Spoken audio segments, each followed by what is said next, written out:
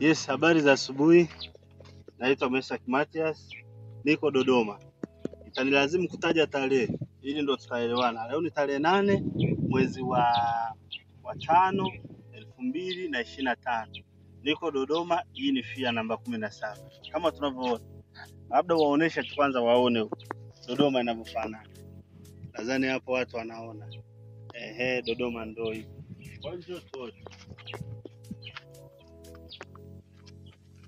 huyu ni mteja wangu, japo alichimba mashimo makubwa. Yeye nguvu za kuchimba alikuwa nazo, akachimba mashimo makubwa, lakini hizi ndizo mbegu zetu tulizonazo. Kwa hiyo usije ukasema kwamba Dodoma hazikubali. Zinakubali vizuri. Naiona hii hapa, naiona hapa kama zinavyoenda mstari kwa mstari. Hata kama kuna mashimo kidogo ambapo zipo ambazo ziliharibika, lakini hiyo sio shida. Ina maana tutalifanya replacement kwenye mazingira hayo.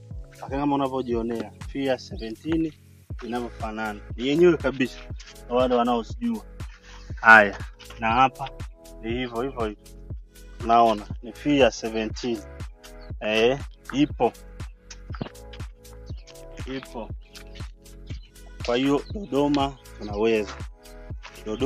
tunaweza. Labda shimo kama hili kidogo ndio ilikufa, lakini tutafanya replacement mapema sana ili tuweze kupata kile tulichokilenga. Nawashukuru sana Watanzania kwa kuzidi kuniamini, kwa kuzidi kunipokea. Japo kuna marekebisho na ndicho kilichonifanya nije, ili kwa ajili ya kuongeza virutubisho, mbolea ya kutosha.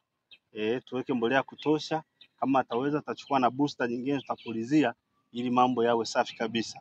Nimetoa elimu juu ya kuongeza mbolea, nimetoa elimu juu ya kutafuta matandazo, nimetoa elimu namna bora ya uwekaji pia wa samadi. Kwa hiyo Dodoma tunaweza. Kama Dodoma tunaweza kufanya hivi, ninaamini mkoa wowote wa Tanzania tuna uwezo wa kulima FIA na tukafika mbali sana. Nina ndoto hapa kwamba baada ya miezi kama 4 mbele, basi itakuwepo ni migomba ya hali ya juu sana. Mungu awabariki wa Tanzania, Mungu aibariki Tanzania na serikali yetu, lakini pia Mungu aibariki Wizara ya Kilimo ambao mnazidi kuturuhusu tufanye mambo makubwa kama hayo. Mwisho, wa Tanzania wote nawashukuru. Asante sana kwa kuzidi kunipa nafasi ya kufanya kazi pamoja na ninyi. Matokeo ndio haya. Asante sana. Nakushukuru na wewe cameraman wangu.